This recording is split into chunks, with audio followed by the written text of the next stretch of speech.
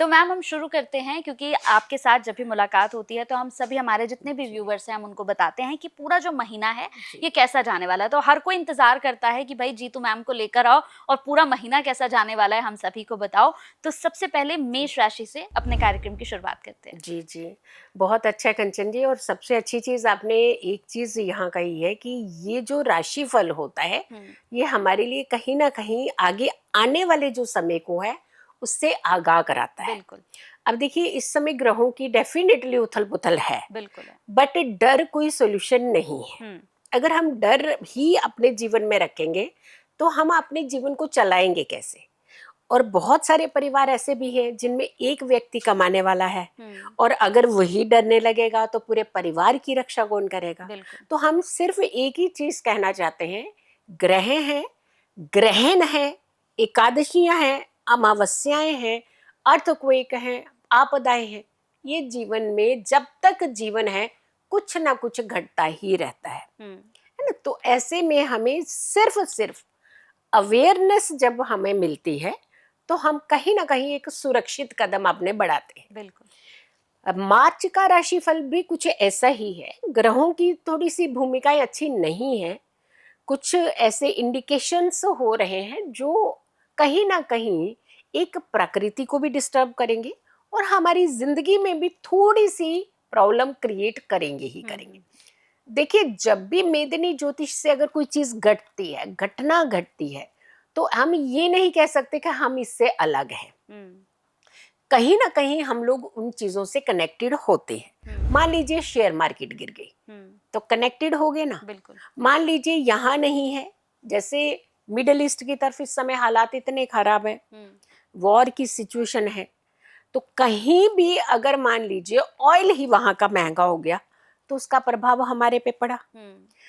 Economy disturb हुई तो हमारे पे पड़ा। तो यानी कनेक्टेड हम हैं। बट यहाँ पर एक चीज बहुत अच्छी है, भारत की कुंडली जो है वो सक्षम कुंडली है, यानी सोल्यूशन निकालने वाली कुंडली है। तो हमें ये सोल्यूशन मिलता है, हमें रास्ता मिलता है, पैनिक नहीं होना है। अब जैसे मार्च में होली भी है, मार्च में होली का दहन भी है, मार्च में ही गुरु वक्रिय से मार्गी होंगे। आप देखिए कितनी अच्छी बात है। गुरु वक्रिय थे, अतिचारी थे, डिस्टर्ब हो रहे थे हर व्यक्ति, फाइनेंशियली कंडीशन डिस्टर्ब हो रही थी, लेकिन वही मार्गी भी तो हो रहे हैं। यानी एक पहलू अगर हमें थोड़ा सा डिस्टर्ब मिल रहा है तो दूसरा पहलू हमें बहुत अच्छा भी मिल रहा है। बिल्कुल। हाँ, अपनी अपनी राशियों को हमें जरूर जानना चाहिए और उससे जुड़े कुछ ऐसी रेमेडीज करनी चाहिए जिससे हमारे ऊपर इफेक्ट ना हो। अगर हो भी तो इतना माइनर हो कि हम उस पड़ाव को आसानी से निकाल लें। मेष राशि की बात करते हैं। सबसे पहले एरीज है, और मेष राशि के जो स्वामी है मंगल, वो अपनी राशि से एकादश भाव में रहेंगे। अब एकादश भाव में वैसे नॉर्मली मंगल जाते हैं तो बहुत अच्छा है, लेकिन वहां पे जो कॉम्बिनेशन बना रहे हैं, जिन ग्रहों के साथ जाकर के बैठेंगे, वो एक कॉम्बिनेशन, डिस्टर्बिंग कॉम्बिनेशन बन रहा है। मंगल और राहु की युति अंगारक युति मानी जाती है, अच्छी नहीं मानी जाती। और ये काल पुरुष की कुंडली का भी 11th हाउस है और मेष राशि का भी 11th हाउस है, धन का भाव है। तो यानी यहाँ पर सूर्य, बुध, राहु और मंगल, 4 ग्रहों की युति बन गई। सूर्य आपकी सत्ता है राहु और मंगल के घेरे में, बुध आपका फाइनेंस सेक्टर है, ये भी उसके घेरे में, तीसरा वो भाव ही पीड़ित हो रहा है। तो ये इट मीन्स हमें ये थोड़ी ना कह रहा है कि आप काम बिल्कुल मत करना, मार्च के महीने में कोई काम नहीं करना, कोई डील नहीं करना, ऐसा तो नहीं कह रहा ना। वो ये कह रहा है कि संभल करके काम करना। आप करिए, फाइनेंस भी अगर लगा रहे हैं तो थोड़ा सा छानबीन करने में क्या दिक्कत है।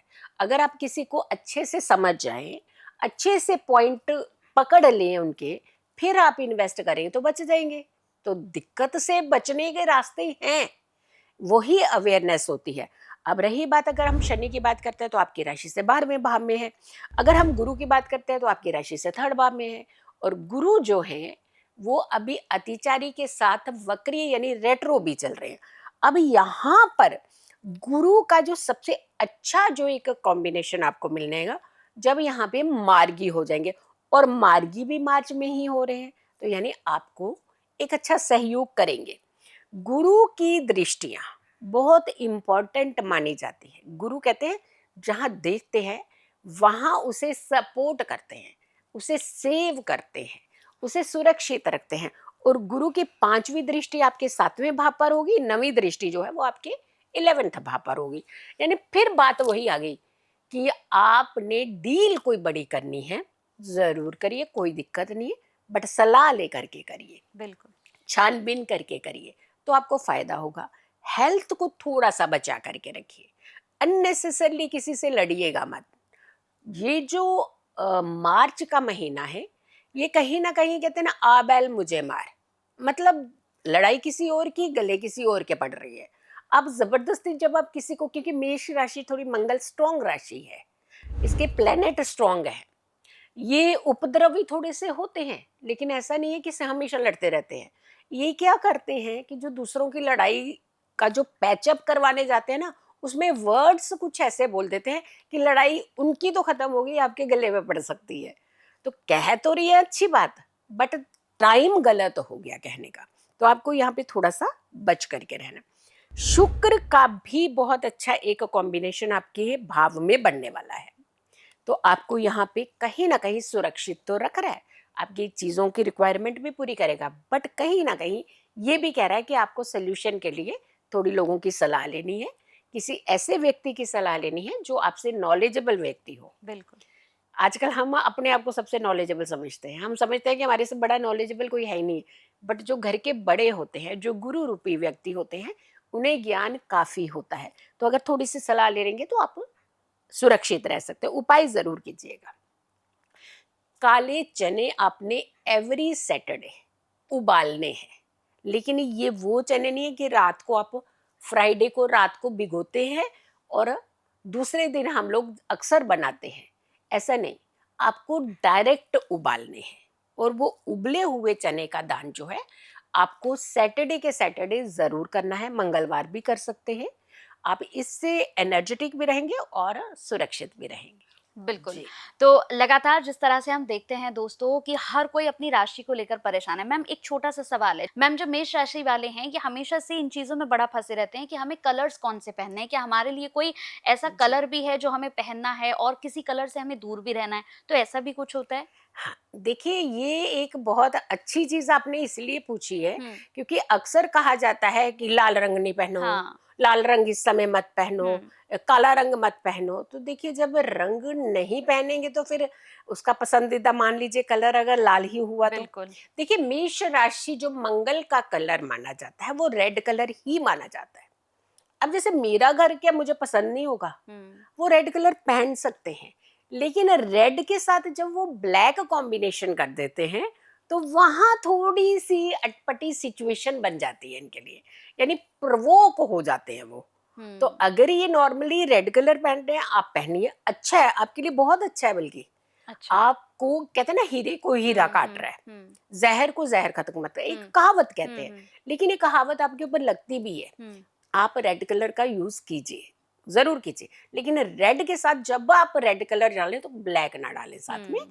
Otherwise normally red colour, soothing colours, ये सारे कलर्स का इस्तेमाल जो है वो आप कर सकते हैं, कोई दिक्कत नहीं है।